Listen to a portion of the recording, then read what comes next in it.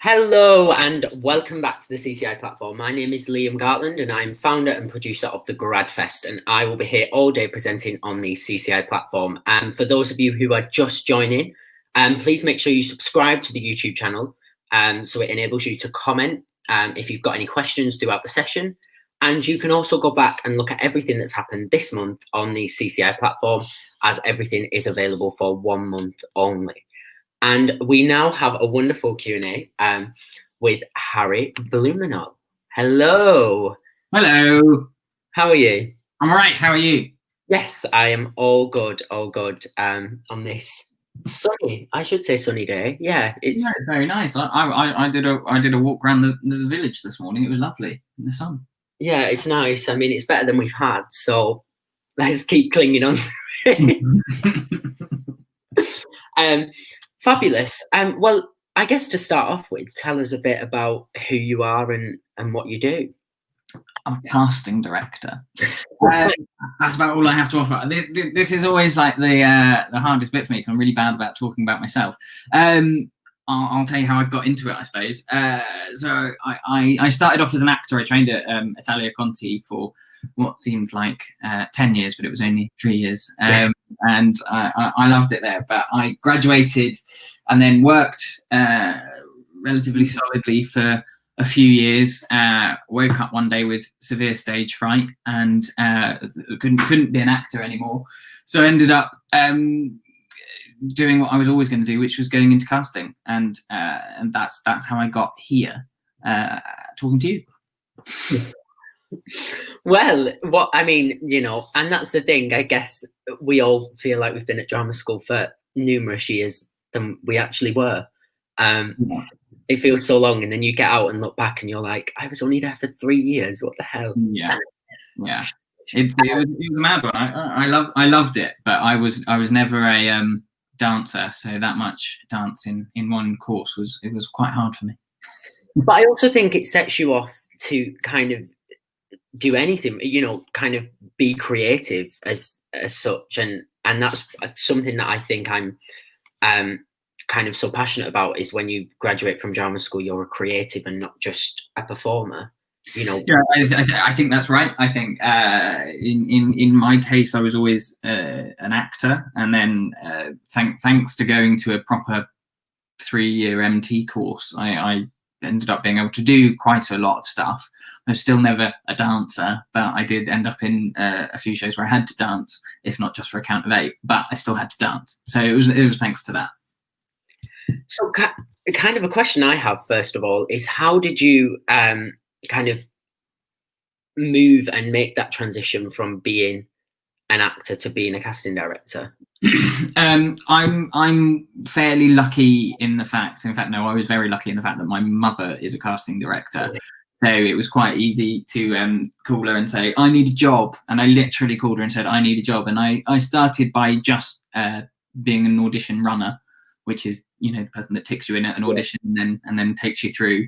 I did that and then worked my way through. So did a casting assistant, worked full time in the office and in auditions. Then did the associate work and then partnered with her at her company and then launched my own.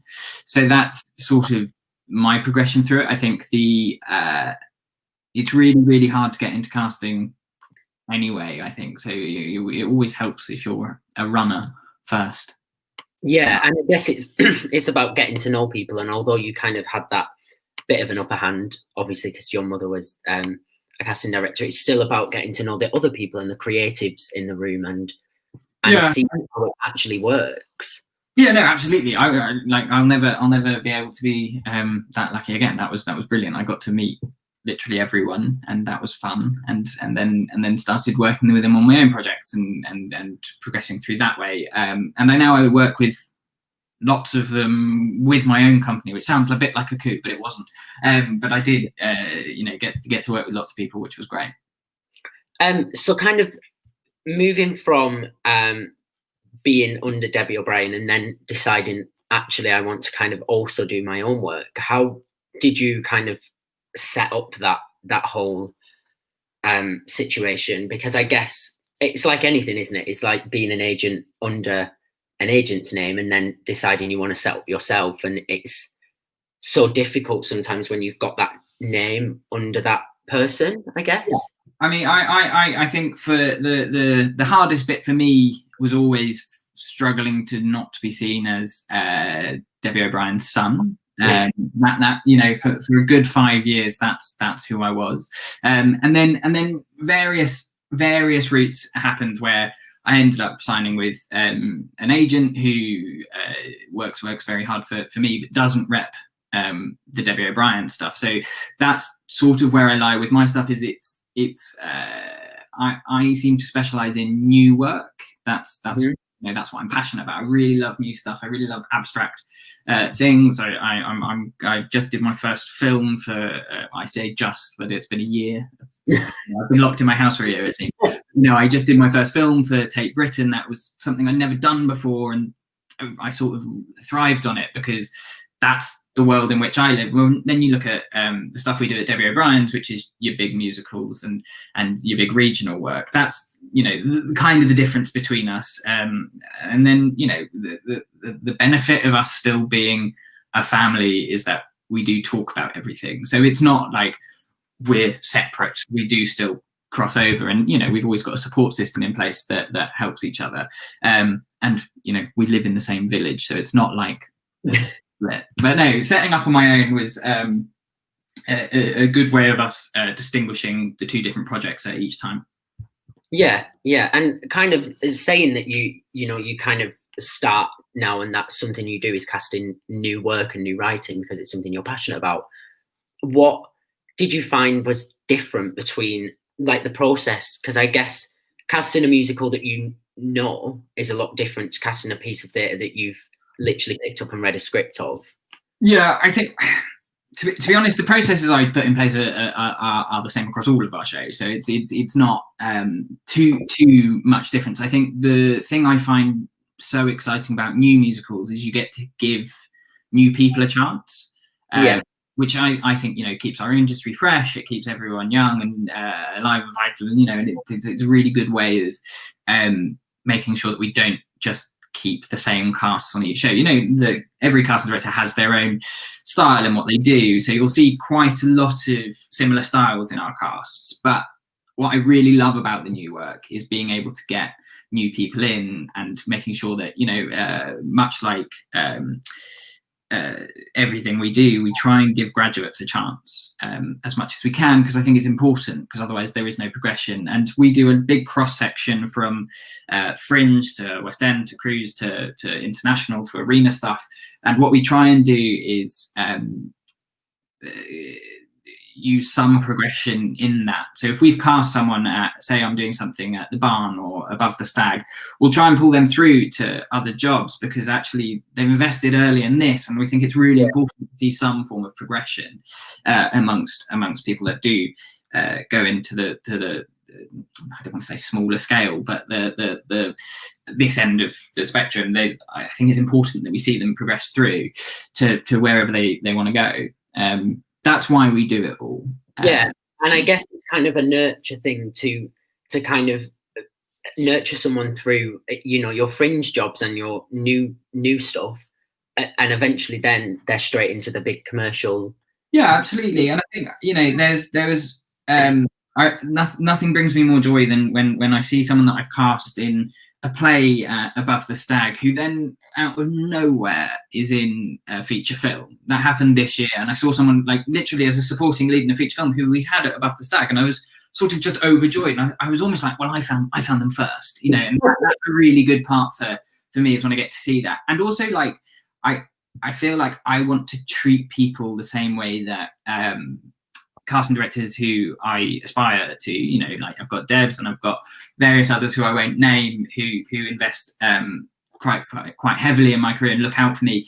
And I feel like it's passing on that. If people are giving me the opportunities, then I want to give others opportunities too. And I think that's kind of my ethos of it all, is that we can all help each other progress, and collaboratively we're much stronger. I get quite upset still, and you know, we're what seems to be 24 months into a pandemic or however long it's been, that there's still some vitriol about casting and people going, the same people are being used on everything, and I'm like, but there is a lot of good things happening as well, and it gets that people aren't on board with that all the time, and it's, you know, it's a very, very small minority. I think everyone wants to be collaborative, but we're much stronger together than we are.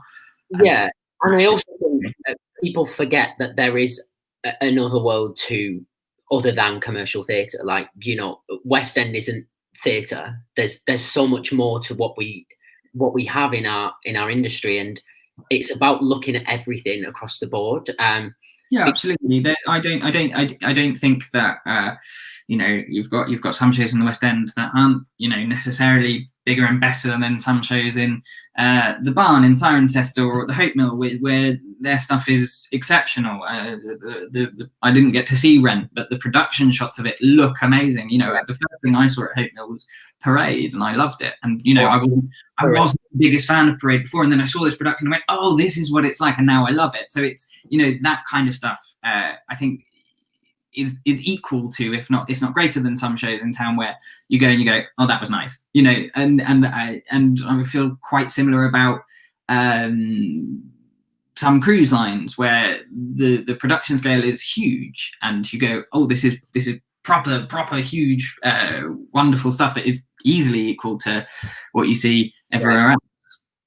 Yeah, and that's the thing, you know, you like the Hope Mill. I mean, I grew up in Manchester, so the Hope Mill was like my home, and especially for theatre, and that's what kind of got me involved in fringe theatre and my love for it, because it was the only one around at the time in Manchester. That was producing some of the best pieces of theatre I've seen, with people I'd never seen before. You know, it doesn't matter kind of who the names are. It's about the standard of the piece, and I think that's wonderful. So in terms of kind of the whole process of casting, you know, from the beginning, how does it even begin in that sense? Oh, that I don't know. It's kind of it's an open-ended question. How does it begin?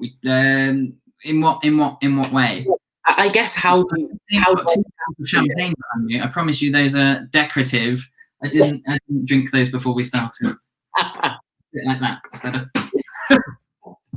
I guess in terms of you know, how do you as a casting director get the job for the start, and then what do you do with do you read the piece? Do you kind of, how do you get it going? Right, I see. So usually what happens is we'll get approached by a producer or a director or whoever on the creative team or the production team to ask us if we'd be interested in casting it, if we know about the piece, if we know the director. And that tends to be how it happens more. Occasionally we'll hear a rumour of a show starting, and we go to that producer and we say, oh, we'll be really interested in this. I've done it a few times in the past couple of years where I've pitched out and it's worked. Quite often by the time I've heard about the project, they've got their whole creative team in place. But most of the time they'll call us and say, please, will you cast this for us? We go, yes, please. We'll read it, or we'll listen to it, or we'll already know it back to front. It's more often the knowing it back to front that helps. But and we'll get to decide whether it's right for us to do, or if it's something that we feel like we can offer. I quite often will see a project that I go, yes, this is amazing, and then I start looking into it more and I go, oh, actually maybe this isn't for me, and then I won't necessarily be the one casting it, but maybe we'll offer it out to someone else, or one of our associates will take it on, depending on who they want to cast it. But that's kind of the process for us to get involved at first. And then sometimes even my agent calls me and said, I've set you up this meeting out of nowhere. And, you know, I'll go, oh, great, thank you very much. I'll go and meet someone very cool. And then we'll start talking about various productions and what they're working on and whether there's anything we can collaborate on together. Fab. And then kind of from that, obviously, the breakdowns go out and things like that. But I guess you have a specific brief yourself that you've made, or kind of would they be? Yeah, so the director, choreographer, producers, MDs, supervisors will tell us what they want in the role, and maybe who they see you playing that role and we'll approach them, or if we think maybe we can open it up, or they're going, yes, we'll see anyone who might be right for it, then we'll expand and go, this is who we think. So it's our taste, I suppose, and suggestions from the agents being put in front of the director, who then will move forward with ones from the first round. So we have to take who they kind of give us their ideals, and we go, yes, very nice, thank you very much, and then we'll run with that and give our own flavour on it.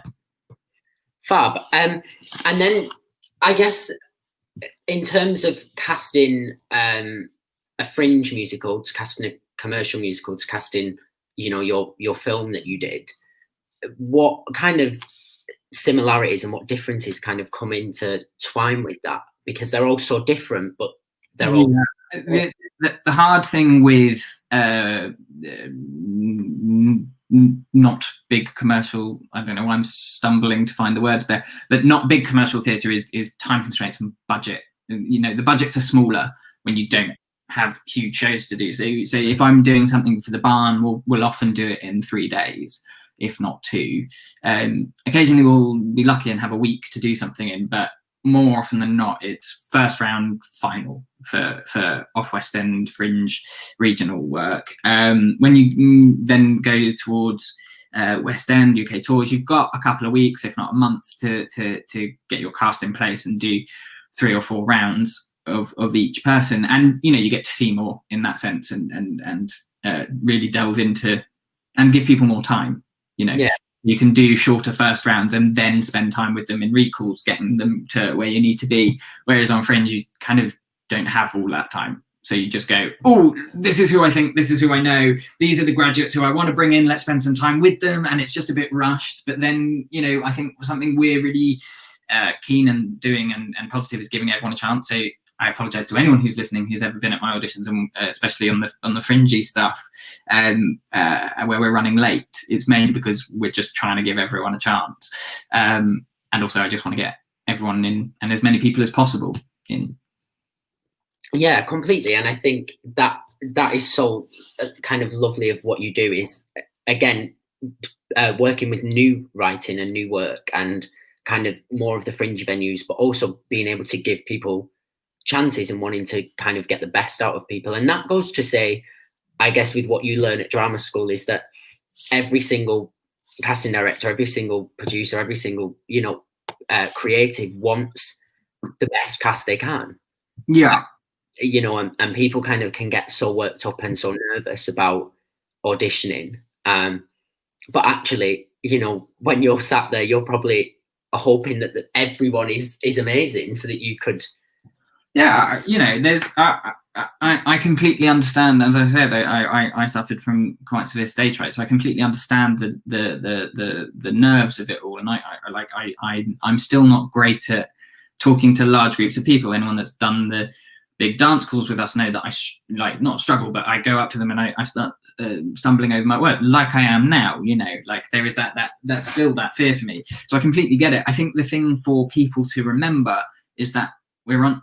You know, you'll hear it a million times. We're on your side. If you're in the room, we want you to get the job. We would never bring someone in and go, we don't want you to get the job. So when you're in there, we're on your side. We want you to do amazingly well. We want you to, you know, extend the contract in the room, as it were, which I think is probably one of the most important things to remember. And we'll always fight for you rather than against you. And I guess being resident at 2 places, or 3 actually, you're I guess, is that a lot different because you are given the projects to do, rather than, and then you can say yes or no, or does that work a different way? I think with so it's the barn and the stag where I'm resident, and I think with the stag I work very closely with the artistic director Andrew Beckett, so I always understand where he's coming from on each, which makes it much easier for me at the stag to understand his programming, and I quite often sit in the room with him and when he's talking about it, and I go, all right, okay, fine, and then I'll talk to the directors at the stag about what they're doing, you know, so that I'm always working with them from the start, which makes it much clearer for me. At the Barn, it works slightly differently because they don't have a director that does various shows. I think Kirk's doing a season there now, and I've cast one of those for him, and I didn't cast the other one. But at the Barn, I'll work on everything from the moment I hear about it from the producer, either Jamie or Yuan, and then I'll talk to the director later on down the line, closer to auditions there.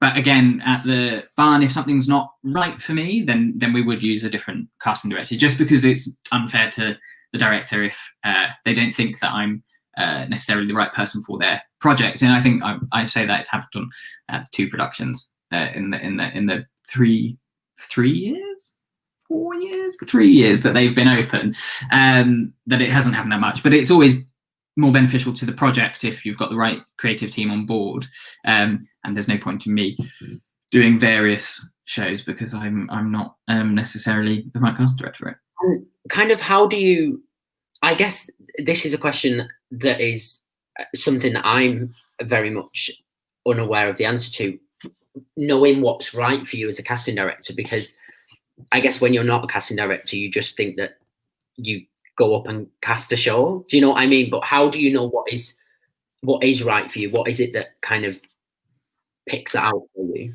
Yeah, I think so I can only draw on personal experience from it, because I would never want to talk for another casting director, but personally I'm not probably your go-to legit or opera casting director, because I don't know enough about it, and I'm quite happy to admit that. I don't necessarily think I'd be very good at doing something like Phantom. Pick that one out of nowhere, but I don't know that world well enough. Whereas weirdly, on your more contemporary stuff, I know it really well. And the first show I probably am known for doing is American Idiot, and I grew up with the Green Day world, so that stuff comes quite naturally to me. And I was heavily involved in the acting side of stuff, so plays for me wonderful because I really know that world. And contemporary MT is my kind of bag as well, whereas quite a lot of old school musical theatre, I'd not be the strongest person for it. I'm going back as maybe 50s would be the cutoff for me. But when we do that can be incorrect as well, because when we did Secret Garden at the Barn, that we updated it all, and we did it all with acting musicians, which is exactly what I'm good at. That's the world I know really well. So bringing contemporary legit stuff into the modern era, that was great, because really so about kind of what you are very familiar with and what you maybe not so familiar with. We have a question. Hello, what's the best way to keep getting in the room as someone who graduated several years ago? I'm beyond the sweet graduate spot, but I'm not yet established. After year 1, opportunities dwindled. I think if you're getting in the room for certain casting directors, that's always a good thing, obviously, because it keeps you being seen. I think the best thing you can do, is put yourself in front of these casting directors in various. We all do workshops or Q&As like this. I'll now see Olivia's name, and I'll be able to keep that name in my head, because that's kind of my skill set. But this is a good way of doing it, just getting in front of people as much as possible. It's sad that after your first year of graduation, opportunity seems to dwindle. We try not to focus too much on the year that you graduated, because there can be a million reasons why you haven't gotten a job in that year, or you've lots of people take a break for a couple of years and then come back. So we try not to focus too much on when you graduated. But I think to keep getting in the room, just put yourself in front of them as much as possible, and make sure there's good reels available and things like that, because it means that we can really know who you are and be able to see very quickly. Fabulous. And kind of going on from that, I guess, when you look at a CV, or, you see someone's spotlight, what kind of things are you looking out for when you're casting? What are the things that kind of especially if you've not seen someone, or maybe you've thought, oh, I think you could have done better in that audition, but we might take you to a recall anyway because we think you could be better. What is it that highlights things in the CV? I think the CV is a really useful tool, and people underestimate just like the more accurate your CV is, the more helpful it is. If I know that you know what your skill set is, and like the skills on Spotlight, you can highly skill everything, and if that's accurate, then it's so helpful. If then you've got a reel available that is of top quality, like it's you doing your best, and that's amazing for us to be able to see. And I know that I can take you through to first round. I know that I can give you a job, hopefully from the first round. That's where I think being in our shoes is helpful, because you do get to see what people do on their CVs that take them through. But the more accurate the CV is, the better. I still have people in who I know very well, who CV I read and go, well, you're not every single vocal type. They highly skill every single one, and I'm like, that doesn't make sense. And maybe there are a few people that are highly skilled at every single vocal type, but most of the time I look at it and go, well, you don't know whether you're a soprano, alto, mezzo, tenor, baritone, bass. Like all of that, I just look at and I go, well, you don't know what your skill set is. So what am I supposed to do with that? Which is yeah, because I think that's important. But I also think it's something that kind of at drama school you're kind of left alone to do it yourself in a way. You're kind of left to go set up your Spotlight, we'll check through it. But obviously the drama school aren't going to say to you, you're not this, because they don't have time to sit through 180 Spotlights. But what maybe is your advice in terms of when you are going into your third year at drama school to like make sure you kind of do? I guess you've covered it in terms of what you're highly skilled at, but in terms of putting your vocal range on and things like that. I mean, if you treat us like we don't know you at all, and the more information you can give us in a concise way is really helpful. But just treat us like we're 5-year-olds and we just need help getting to know you. Like that's always helpful for me. If someone says, hi, we haven't met yet, but this is what I'm good at. Here's my vocal reel, here's my CV, all in one email. Go to 32 seconds on my dance reel, and that's where it's applicable to what you're casting right now. That is brilliant, because I go, oh, they're brilliant. I know where all the information I need is, and it's all in one place. Now that's really helpful for us. I think with third year, it's I would always suggest having one person email us a pack for your third year and then follow up, because if 30-40 people email us with one invitation, it's scattered all over the place. Whereas if one person emails us everything, we've got a pack in front of us that we can look at, which I find more helpful. Again, I don't want to speak for every casting director because they might not do it in the same way, but for me, one pack is brilliant because I just have all the information I need. And market it. That's always a good way. If you know how to sell a product, you know how to sell, like, our year is amazing doing, let's pick a show, Pippin. And, we've got Acro, we've got this, we've got that. That really helps me because I know what I'm walking into and it's relevant for various shows. Fab. We also have another question. Oh. I get involved in more fringe cabarets, new work concerts and showcases. I've done some commercial titles, but want to get my feet wet in newer work and more off West End shows. What's the best way to get into these rooms? I think it write to us. It's always wonderful when people want to do that. You don't get as many submissions for off West End or fringe stuff as you do for West End or tours or so on and so on, or regional work. Then if you're interested in all of that, write to us, email me and say, can you just keep me in mind? I'm not the biggest fan of general emails, but if it's I want to do off West End work with newer shows, newer plays, then I'm very likely to be keeping my eye on it. It's quite hard when it's an unspecific email, because someone can email in and say, can you keep me in mind for anything? Then you go, yes, but I've got 3,000 submissions to go through, probably going to go through them first before I delve into my general file. But if it's off West End plays and musicals, email me and say, I'm really interested in doing this kind of thing, because then I'll know, you know, I put all of our Off West End and Fringe stuff on Spotlight and the link, so you can self-submit with permission from agents, or however that works with your agents. Then you can self-submit, but I'll have seen your name in my email, if that makes sense. And how do you kind of, what do you look out for in them emails? You know, because I guess you get 100 emails a day of people saying, you know, hi, this is me, this is who I am, here's my spotlight, here's a show reel. But what is it that stands out to you as a casting director for people to email over to you? Sorry, just say that again, because my internet went a bit weird. It's all right. Joys of lockdown. What kind of is it that you look out for specifically, that, you know, when someone's emailing you, you know, you could probably have a lengthy email that describes everything that they do, but what is it that really attracts you to somebody when they're emailing across?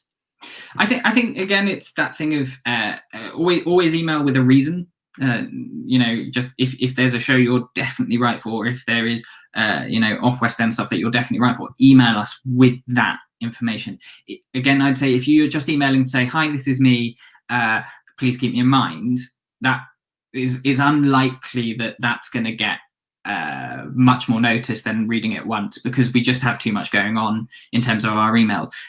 Again, during lockdown, it's actually quite nice when we weren't, you know, doing other shows, that people were emailing that. But I think if you're going to email us saying, can you keep me in mind for this show and this role, or anything with this director, because I really want to work with them and I did this with them before. And I just think the more relevance it has to certain projects, the more I'm going to read into it and delve and keep it on file, just because it's otherwise there's just too much going on. There's to be honest, there's too many performers doing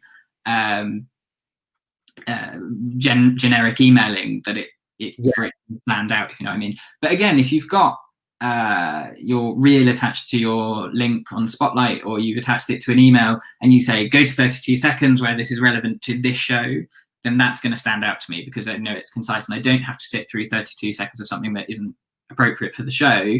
Because if I'm watching, you know, if I'm casting American Idiot and you've sent me 32 seconds of Brigadoon, it's not compatible. But if you say, go to 32 seconds on my vocal reel, this is where I do my rock singing, and I go, oh great, you know, that's going to stand out to me more. The more specific you are, the better it is for you. This doesn't be like a surgeon about it. Don't be, you know, hypnotic about it. You know, personality as well. And, you know, I'm probably one of the only people that likes jokes in my email, because I think we're all too hard on ourselves. So, you know, the more we can smile, the better. It comes down to time as well. You know, we're all so busy, and everyone's so busy, whether you're working a full-time job waiting for an active job, or whether you're in a, do you know what I mean? We're all so busy. Just as long as it's short and sweet, but it's got everything you need in it, I guess it's the best way to. Yeah, absolutely. I think a paragraph's fine. Don't send a 10-paragraph email, because it's just, you know, usually we're up until 3 a.m. reading emails, and you're just going, well, that's 10 paragraphs. It all looks like gibberish to me right now. And you just want a glass of wine, you know. We've already had a glass of wine by then. That's why it's gibberish. Yeah. When you put out a breakdown on several different platforms, e.g. Spotlight, Stage Mandate, which would you suggest is best to apply via? Would you say applying via all, or is it too bombarding? I wouldn't. I think one suggestion per project is fine. If you really want to do, if it's on the Spotlight link, which 99% of our stuff is, except for the stuff that we can't put on because of various reasons, then submit via Spotlight. And then if you think you're absolutely perfect for us, send us an email saying, I have applied by the Spotlight link, but I just want you to flag me up now because I'm absolutely perfect for the role. Here's my here's my CV, here's my link, here's what's relevant. Because you know, we want to give you a job. They want you to be good. Thanks for this helpful session. Currently, self-tape auditions are very popular. What's the first thing that might positively catch your attention on someone's self-tape? So, this is a new world, I think, for, you know, everyone in theatre. This is becoming more of a new world every day, right? So it's everyone's learning at the same time. For me, I love a blank background. I think it's much more helpful for me because I as you'll notice, I'm like quite jittery a lot of the time. So if there's things in the background, I look at it really, I suddenly go, what's that? What books are they reading? Oh, what's that on, you know? And, you know, if you haven't made your bed and you're doing it in your bedroom, I'm like, oh, they didn't make their bed. You know, that all catches my attention. Of course, I then push it to the side and then focus on the audition. But, you know, I for me, it's looking at a blank background. It's making sure that the lighting's good enough so that it doesn't completely overexpose your face. I've had quite a few of them. Having the laptop or phone or whatever you're recording on far enough away from you so the audio isn't distorted. And, you know, when you do if it's an empty bit, a singing bit, and you're doing a big loud belt, it can disrupt the audio if you're really close, you know, or if you're doing it in headphones and you're too loud, it can mess around. So I think that's all worth keeping in mind. The other thing I'll always say is self-tapes are brilliant for TV because it's exactly what you're going to, you know, not exactly, but, you know, it's what you're going to kind of get on screen. Whereas for theatre, you just have to be aware of the fact that it's much more intimate than an audition. And that doesn't necessarily mean don't do it like a stage performance. It's just be aware of the fact that it's a camera. So you don't need to be this big all the time. And you know, it can be a more intimate audition type process. And, you know, I just think the thing I really love about what we do is we're all quite nice people. And, you know, we all, you know, try and be friendly to everyone. And with self-tapes, I feel like something that got lost was the first bit of an audition is the hello. And you can tell quite a lot about the way someone says hello, you know, like, you know, with a lot of self-tapes you get, hello, my name is, my agent is, that. And that's it, you know, which is fine. And, you know, that doesn't get judged. But I just think don't forget about your personality, because that 9 times out of 10 is a factor in the job. In fact, 10 times out of 10, your personality is a factor in a job, isn't it? Because you've got to be able to work with whoever the team are. And, you know, if you can get your personality across on tape, brilliant. Yeah, completely. And I think self-tapes are such a weird thing, and it's not even something that you're really taught at drama school. You know, you're not taught how to stand in front of a camera and do your best audition. You spend so much time walking into a room, and then all of a sudden we're in a global pandemic and you are walking into a room. I mean, the word I hate most at the moment is unprecedented, but we really are in an unprecedented situation. You know, it's a global pandemic, which seems to, you know, there is light at the end of the tunnel. Hopefully, fingers crossed that there is light at the end of the tunnel. But yeah, a lot of colleges are now teaching that more, which is great. I'm on the board at 2 colleges, and I know that they're really focusing on it because we don't know how long this is going to go on. As much as we hope that it's going to be okay by the spring, we don't know. And to be honest, productions have changed, and they are going to use more self-tapes in first rounds, especially. You know, again, I think that's probably a really good thing. I never want to lose the audition room, because it's where, you know, you get to create magic with auditions, and you get to go, oh, that really works, let's just quickly chop and change everything. Whereas on self-tape, like, it's great because you can audition someone, especially we audition in London, you know, someone in Scotland gets an audition that they don't have to spend £200 on a train, or Manchester, which is the most expensive train line in the world, it seems. You don't have to do 150 quid single down for a first round, you know, and we'll be able to work around that. But yeah, that's a very rambly answer to that question.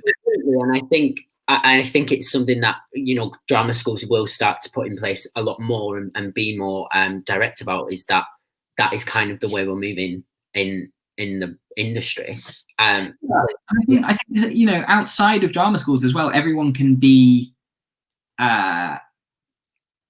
very proactive on this front. There's I always forget the name, but there's the person that does the 28-day self-tape course, which I'm sure many people know about. But like, that's brilliant because you get to practice with 28 self-tapes. So everyone should do that, because it's becoming such a big part of our lives that the more comfortable you are with self-taping, the better. You know, if you can just tape yourself nailing a song or a monologue or a duologue or whatever, the better, because, you know, and the more practice you can get, the easier it's all going to be. Because again, it is unprecedented that we're doing all of this, but I think it's probably here for quite a long time.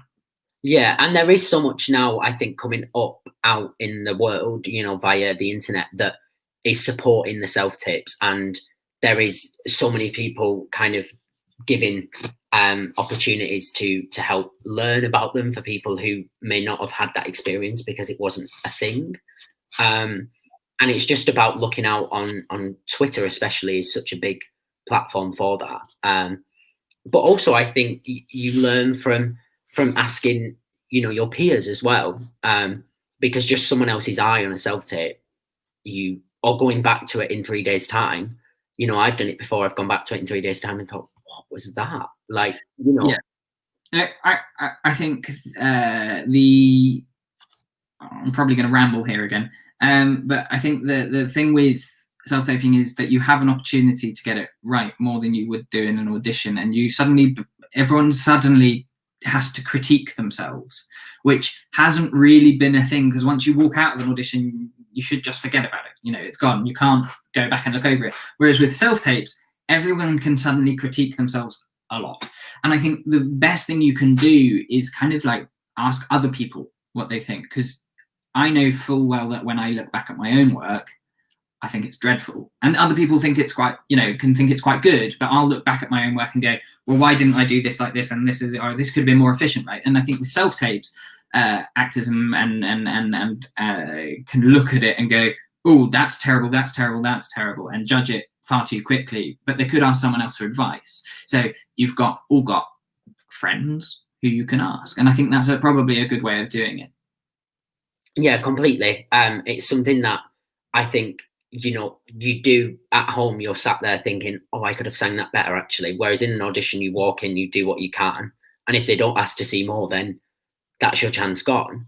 So I think it's a blessing, but also a bit of a curse, because for your own self-esteem and mental health, it can be quite draining. Yeah. I'm very happy that when I was an actor, I didn't have to self-tape, because I would have been terrible.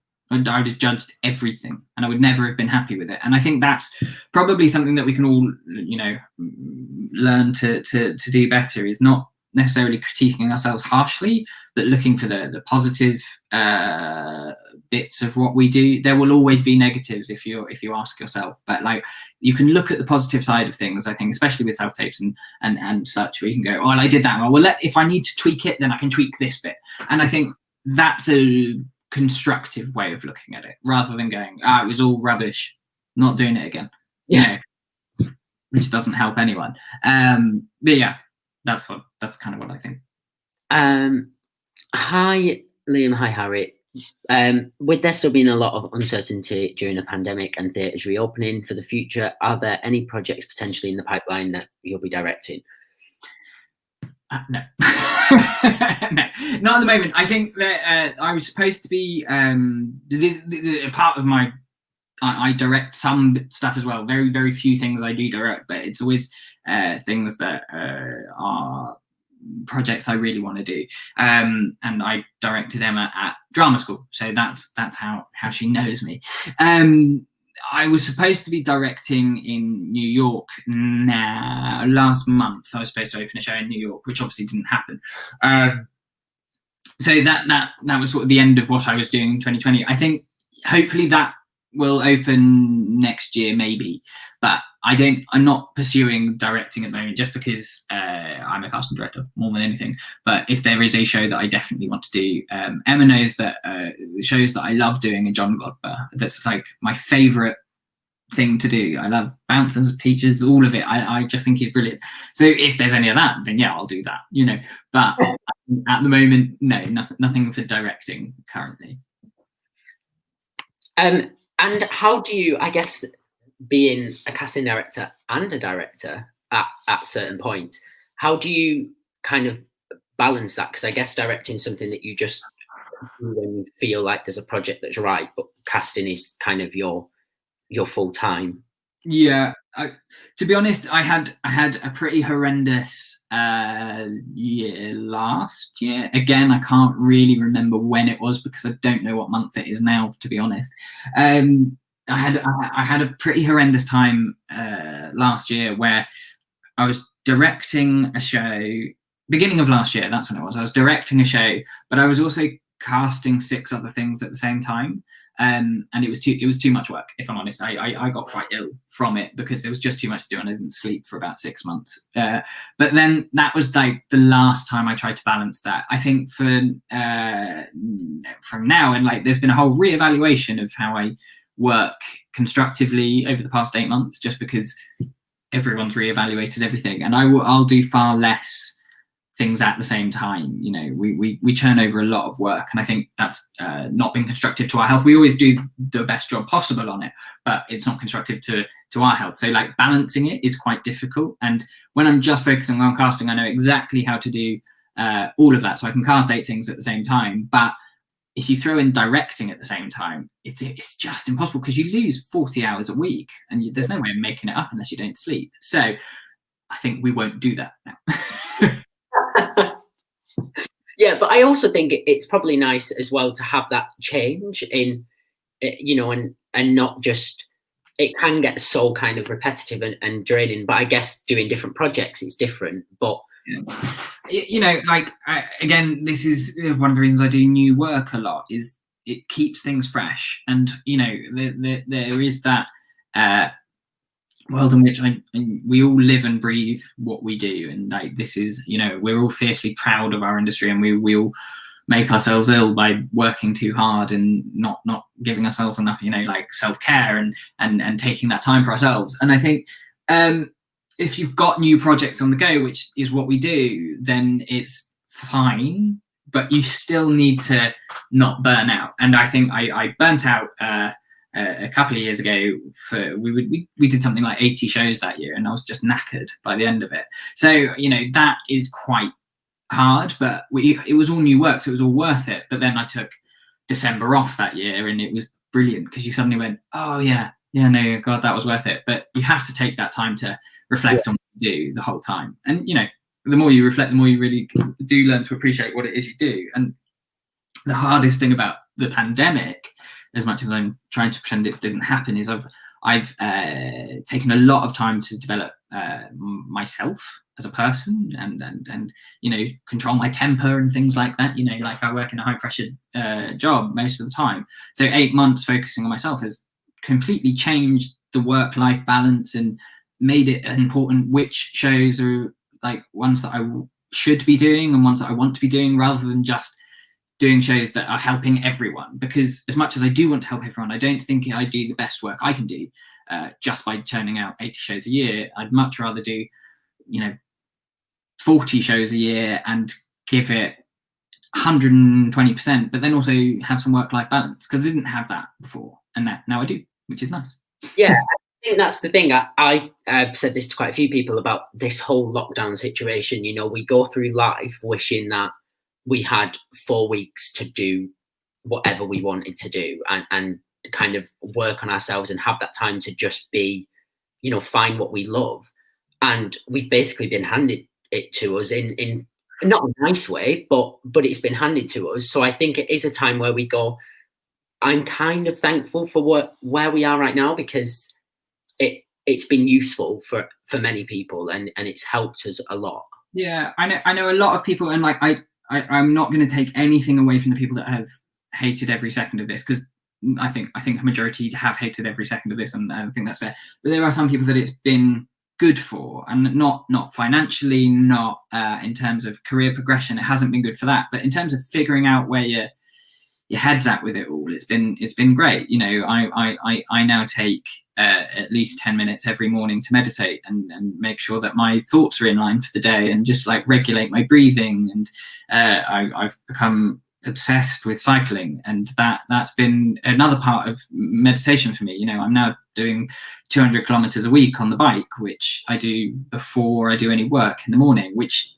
helped massively. And it also like regulated my sleep pattern, and I go to bed at a respectable 9:30 every night now and wake up at 6 in the morning. But that for me is a huge life shift, because I did, everyone that has worked with me or knows me, that I do this horrendous thing where I work until midnight and then wake up at 5 and then start emailing. And I've got a partner who is quite a successful agent, and she hasn't had the time off during this pandemic to do anything, and she's still pulling these crazy hours, and you really see the difference in how it manifests. I mean, luckily she's much better at handling stress than I am. So it's been quite all right. But, I think, sorry, I'm rambling. But yes, I think it's all very important, self-care.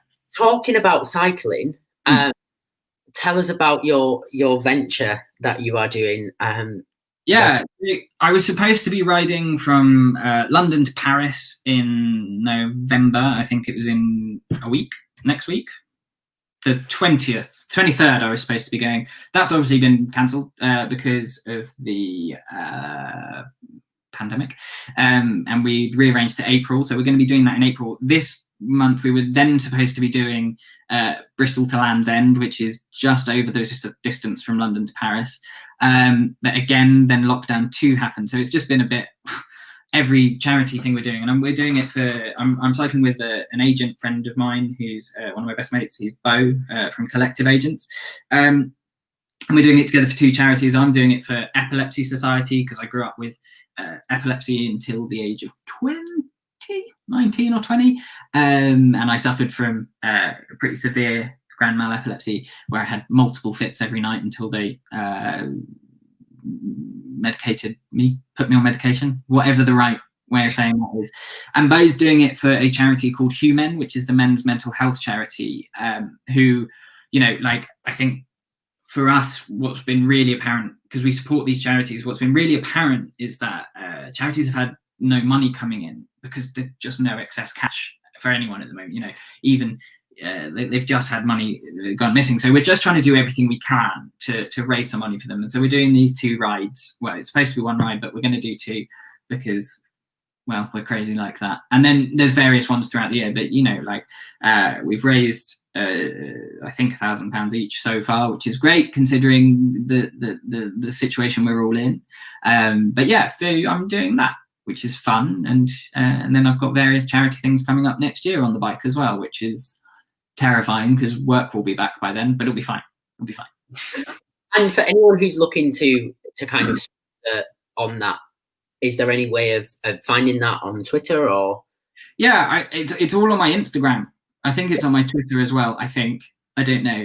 I recently learned link in bio, which was quite fun. I do stories now where I say link to my bio, guys. Yeah. So there is a link, and obviously if anyone can spare £1, it's massively appreciated. I'm not expecting, hundreds of pounds of donations. It's just that thing of going, if you've got a spare quid lying around, I'd really appreciate it. We're working really hard, and I think we've already done 2,000 kilometers or something together where we're just training. So we're doing quite a lot to raise money for the charities. And if anyone does have a quid, I'd really appreciate it. And, people have been wonderful in their support. And I'll mention another agent friend of mine, Keddy Scott North. Anthony Williams has got all his clients to do this glorious video to support five projects, and they're supporting both mine and Bo's charity with it. They're supporting I can't remember the other 3, but that's on my Twitter. Go and have a look at that video because it's all their clients singing and it's gorgeous. And when I saw it, I had a bit of a cry because I'm just emotional all the time. People have been so wonderful about it. And this is what I was saying about, I keep getting messages from people from the past years where they go, oh, this is amazing that you're doing this, and it's a complete change from your usual life, so talk to us about it. And what's been really nice is people have really engaged with it, which I couldn't be more grateful, because otherwise I'd just be on a bike cycling a lot and have sort of legs for 8 months. Well, fabulous. If anyone has any more questions, please feel free to pop them in the box. But we are coming to the end of the session. I told you I could talk for England. Well, because it turns out I stutter a lot. So thanks for talking a lot.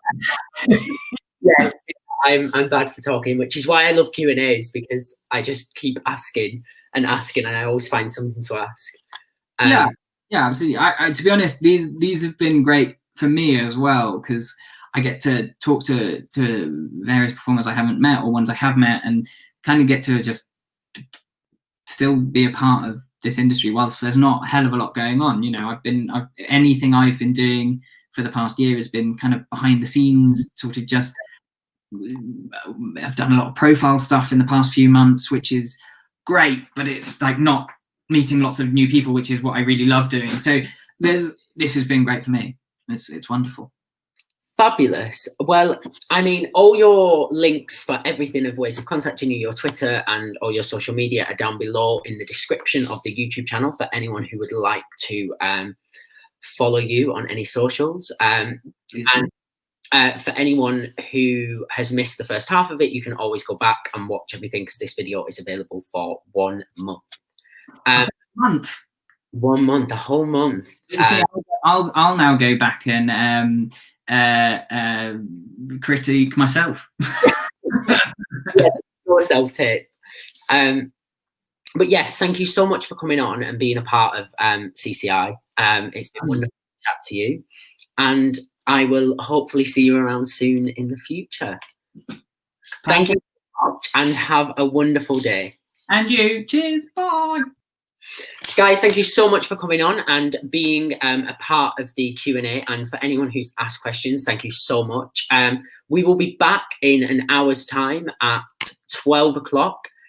So for anyone who is wanting to come on and view that, please do. And you can also go back onto the YouTube channel and see everything that's happened in the past month. Please make sure you subscribe and you follow us on Twitter at CCI 2020. Thank you so much, and I will see you all.